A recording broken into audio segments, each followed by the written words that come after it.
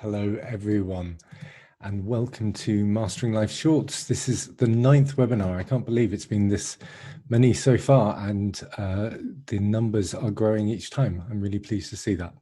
So this is the third webinar where we're going to be discussing Brené Brown's 10 guideposts for wholehearted living.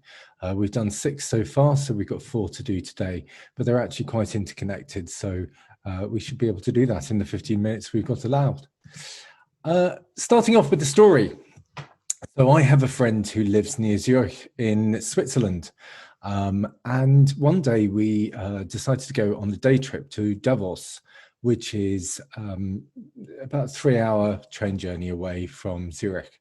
Davos is the same Davos as the World Economic Forum takes place in, but it's also in a very beautiful part of the world.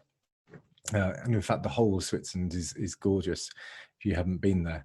And we got on the train early in the morning and we traveled all the way to Davos, and we got off and we had some food, and the train journey itself is beautiful. I'll give you that. And we then left the restaurant, and I noticed my friend was a bit agitated. And then he started moving really fast towards a bus shelter and started looking at the bus timetable, and then pronounced that the next bus was coming in 10 minutes and we had to hurry down the hill to get the bus to go home. We'd been there about 20 minutes after actually leaving the restaurant. So we traveled about 6 hours in time in order to go there. What on earth was going on? This was all about anxiety of constantly having to change, having to move, having to be doing something supposedly pointed. Just enjoying a view or enjoying a new place wasn't enough. There had to be constant motion. Now, most people aren't quite as bad as that, but we do this all the time in our lives. Multitasking is an absolute disease that we've all got at the moment. I actually, ironically, when I was practicing this morning, I realized I was eating my breakfast at the same time as doing my run through of this presentation. I drove down to London from where I am at the moment in Manchester the other day, and as I was driving, even though it was a Sunday, I felt I had to be listening to useful audiobooks. And I do so when I'm going to the gym. I have to do 2 things at once, otherwise I'm wasting time. I feel guilty about watching TV, and I've talked about good TV versus bad TV before, but even good TV is a waste of time, and I feel like I have to be doing something else. I used to be an avid reader. I've stopped that. We all seem to do this. We always have a constant worry that we're not working enough, we're not getting enough money in, we're not doing the right things. So how do we get out of that pattern? Well, according to Brené Brown, it's all about cultivating calm and stillness, letting go of anxiety as a lifestyle. How do you do that? Well, there are many, many ways for different people, and it really comes down to what is more in your, what suits you. But meditation, yoga, mindfulness, all of those sort of things are very, very good for becoming more calm. Just sitting and enjoying the view, going for walks, lying on the bed and listening to classical music, giving yourself permission to just enjoy the moment. All of those are really important, because otherwise, what's the point of living?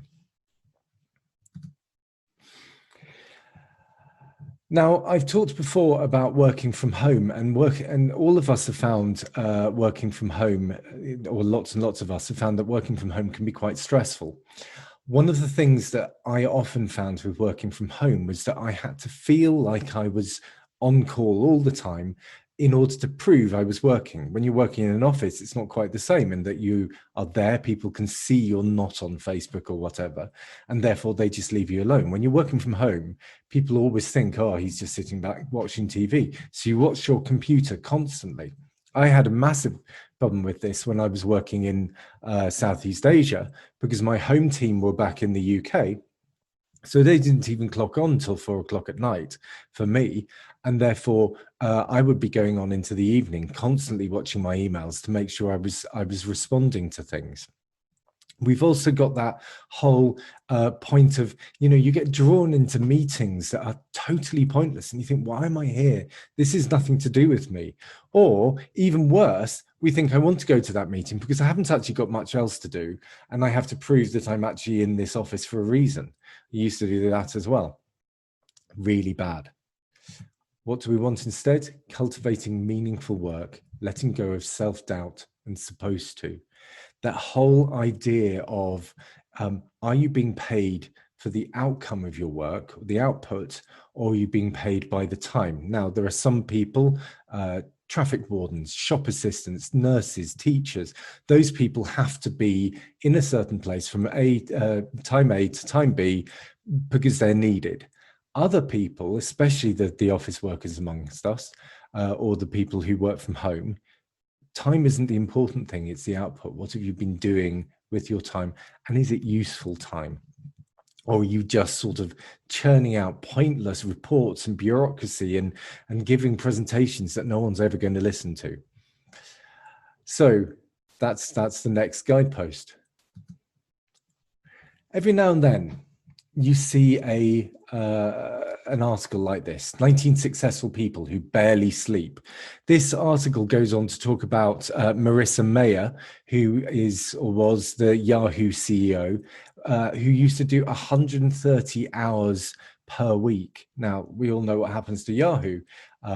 So, that really worked, didn't it? Jack Dorsey, who's the CEO of Twitter and Square, does 8 to 10 hours at Twitter per day, 8 to 10 hours at Square per day. These people are seen as the epitome of, hardworking people. What they are is possibly part of this 1.1 to 3% of people who don't need sleep. What they're more likely to be is sleep deprived. How on earth can you actually work on that little amount of sleep? I used to have a friend who worked in a law firm in London and used to be very proud of the fact he'd be going home at 3 a.m. I was thinking, if I go home any later than 9 o'clock at night, and that's only on a very irregular occasion, I don't have the brain power to do the job I want to do. So you just become less and less efficient. It's like winding down a clock. It just takes longer and longer and longer. Pointless. Catch yourself when you say things like, oh, I worked 100 hours last week. I'm exhausted from working on that project. I'm going to have to go into work this weekend. I get up at 5 a.m. every day to get everything in. I wrote 10,000 words yesterday. My schedule is packed. Or the one I had the other day from someone, I might have some wriggle room at the end of the month. All you're saying to people is, oh, I'm really, really busy. And that's what makes me important. What we need to be doing instead is cultivating play and rest, letting go as exhaustion as status symbol and productivity as self-worth. You are not your job. You are a human being who happens to do a job. So think about where you really are going. Now, what's play mean? So the definition of play is it's time spent without purpose. Something you don't want to end, something you lose yourself in the action. It's funny that if you read these books from the 1800s, 1900s, early 1900s, then you see adults playing. They play blind man's buff and cards. And you think to yourself, when did adults stop playing? Now, I think it's actually one of the things that people into kinky play and people who like sex, actually, it has to be said, do very well. They go and play. But if I was to say to you, I spent last night playing, Scrabble, then half the people in this webinar would fall over laughing. You think, well, why? Maybe I enjoyed it. Maybe it's just calming myself down and enjoying that moment and making connections with other people. Stuart Brown has said that the opposite of play is not work. The opposite of play is depression. There are lots of different types of play as well that you can think about. So there's exploration play, and a lot of these come from sort of childhood studies, but they're useful to think of for adults as well. So exploration play is when you learn about the world. Social play is when you play with other people. Rough and tumble play, kids, falling over each other in the playground. Spectator play or ritual play is when you're watching a sports match or whatever. Imaginative play, and storytelling. And if you think about BDSM, a lot of BDSM is around all of those things. You have the imagination of uh, different dynamics. You have the storytelling. Potentially you could have that, you set up a scenario, the social play, going with other people, the exploration of each other, and the rough and tumble. It all comes in. So actually go do BDSM, at least when it's safe to do so, because it's great. Now, the last of Brené Brown's guideposts for wholehearted living, I think, is possibly the hardest as a sensible adult who goes to work every day to actually cope with. Cultivating laughter, song, and dance, letting go of cool and always in control.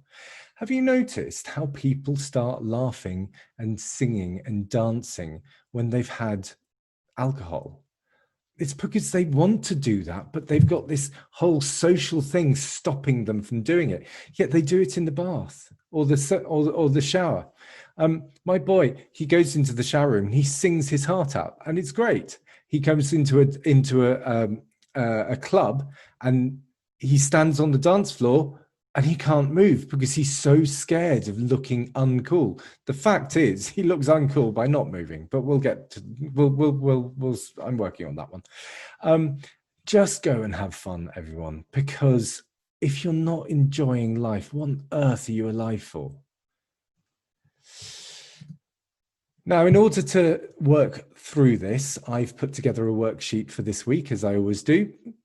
Get it from EnglishLiveMaster.com/mastering-life-shorts. And what I've done this week is I've asked you to do a whole schedule from last week of what you did throughout the day, and to then consider which parts of that were meaningful work, cultivating calm and stillness, playing rest, laughter, song, dance, and how much was the other stuff that you really need to reduce in your life. And then once you looked at last week, you do it again for next week, and you think, how am I going to bring more of this into my life to make myself feel better and have a much more wholehearted, fulfilled life? The password for this week is play with a capital P. So unless there's any questions, then I'm looking forward to next week when I'm going to be talking about trust. So someone's just said, how can we make work more meaningful if we're being told to do it by our bosses? This is a difficult one. I feel your pain here. So I've worked in companies where you're being asked to do work that you just feel is completely pointless. And I think that the point is that you have to be really clear. You have to develop a good rapport with your boss at the first point in order to try and say, look, could we really check out if this is necessary?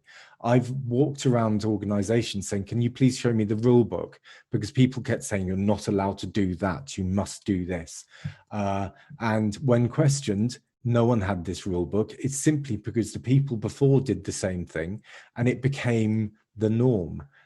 So it takes some time, and you can end up being seen as difficult. So you have to challenge whether it's necessary, but try it, because what's the point of filling in form 13.2.a when you could just pick up the phone and say, please, can you do this for me? Okay, excellent. Thank you. Right. So next week, we're going to be talking about trust, and I look forward to seeing you then. Thank you very much. Goodbye.